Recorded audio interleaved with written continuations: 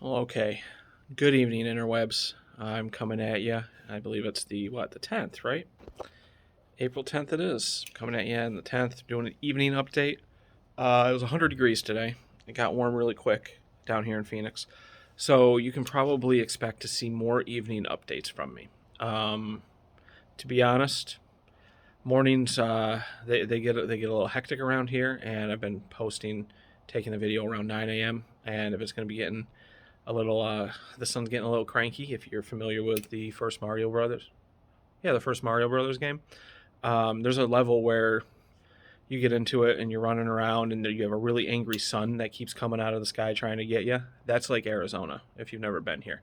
So I try to avoid the sun, especially now that I have this thing that is prone prone to color. Let's just say that much. Anyways, so let me give you a little summary on some carcinogenic foods right now. Before I do that, let me just say all the stuff I've read, of which is hundreds and hundreds and hundreds of pages at this point. It's not even a joke. I've read nutritionist blogs. I've read all kinds of things, and there's a lot of weird stuff out there that people recommend food wise or not, or tell you not to eat food wise, that just doesn't quite jive with what the science says.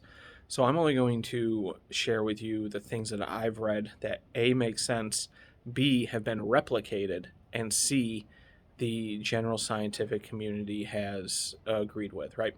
So before getting to the carcinogenic foods, let me tell you about the foods that are universally regarded as cancer fighting foods.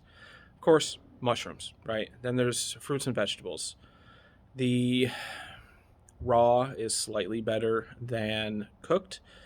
The data does not really suggest how much better percentage wise, but within the fruits and vegetables, there is carrots and tomatoes are right up there, and citrus fruits.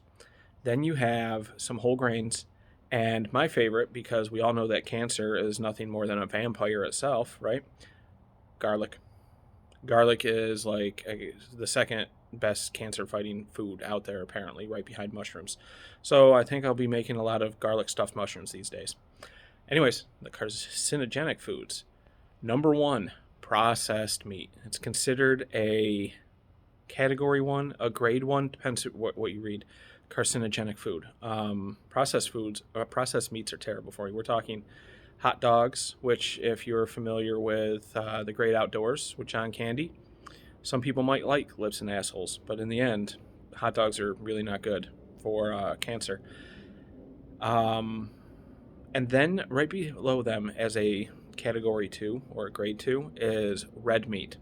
Now, here's the interesting thing about red meat: the more cooked it is, the worse it is. However, rare meat is almost as bad. Not quite, but almost as bad. At least that's what the data suggests. This is hardly a causation situation. So if you understand anything about research, then you'll know that there's a difference between causation and correlation, and a lot of this research has not gone so far as to be definitively causation based. But regarding the red meat, this is the thing that I found very interesting, because a lot of the studies that are most convincing weight it in within metric unit. Well, I say metric units, but within grams, right? And they say that you should not ingest any more than 65 to 100 grams of red meat a week. If you don't know the conversion on that, and I had to go and double check this because I was thinking 100 grams. I'm like, that's not a lot. Anyways, I went and just double checked it twice, so I triple checked it. And 100 grams is 2.2 is 0.22 of a pound. So if you know that there are 16 ounces in a pound, we're talking like somewhere between 3 and 3.5 ounces of red meat. That's, if you eat 1/4 pounder from McDonald's, which I'll get to in a second, but a 1/4 pounder is the never frozen all beef patty. A 1/4 pounder is damn near your maximum amount of red meat for the week. I find that just wild that the threshold is so small, right? Um, and then below those, another category one, alcohol. And The studies suggest that there is no safe amount of alcohol at all. Now, the studies also suggest with all of these carcinogenic foods that there are different cancers that are more likely to pop up based on all these. And with the processed meat and the red meat, colorectal cancer is right up there in that list. Processed meat, there's a couple other ones. One of the big ones is also stomach cancer from my reading. And alcohol is almost everything through your GI, except colorectal, not so much, but stomach cancer, esophageal cancer, those are pretty high up there in alcohol. If you hear a honking sound, my daughter is playing some Pirates of the Caribbean on her saxophone inside the house, so you can enjoy that concert. Then we have, let's see, just processed foods in general. Things that don't have whole grains, things that are made with white flours, any type of fried, oily, processed thing, French fries specifically. Basically anything you can get at a fast food joint. Let's see. The data does not go as far as to say things like cereals and cereal bars and instant potatoes. Like, we know those are all processed foods, but they don't necessarily have a lot of other additives. At least not all the products. Some do have more than others. Like, I think we all realize that a bowl of Fruit Loops is quite a bit different than a bowl of Cheerios, right? So, that list can get really, really long. Now, here's the most interesting one to me, and I had to do a lot of reading on this because I wasn't quite sure what they meant, but apparently, and this comes from the World Cancer Research Organization and the UK Cancer Research Organization they've done the most studies on this.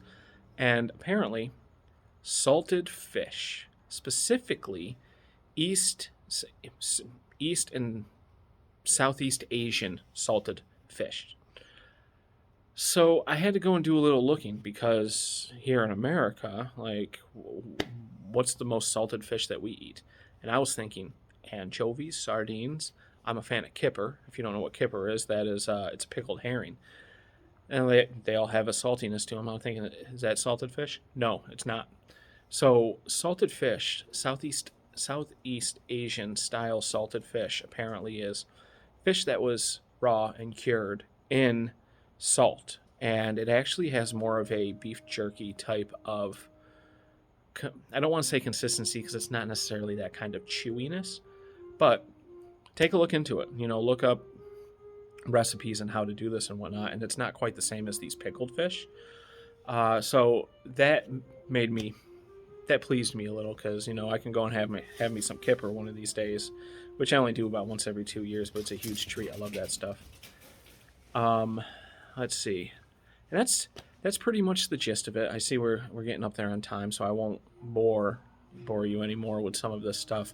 But I've been doing a lot of reading on this. I have a close colleague out there who, when I mentioned the added carcinogenic effects of charred meat, which is still right up there, right? So I didn't mention it today because I assume everyone watches all my videos, but just in case you're new and you haven't seen it, charred meat is like you cook some red meat to charred.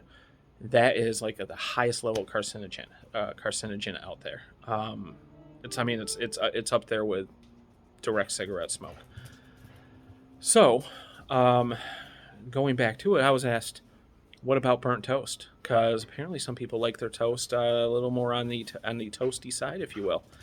And I found that when you burn bread, it's not the same type of burn as burning red meat. Sorry, I just looked over at my grill, but burning red meat. And so don't worry about your toast. Your toast is good. If you like crispy toast, have at it. Anyways, we're up against 10 minutes. I'm not going to go any further tonight. As I do some more reading, I might bring up some more foods in the future. But for tonight, y'all have a good night.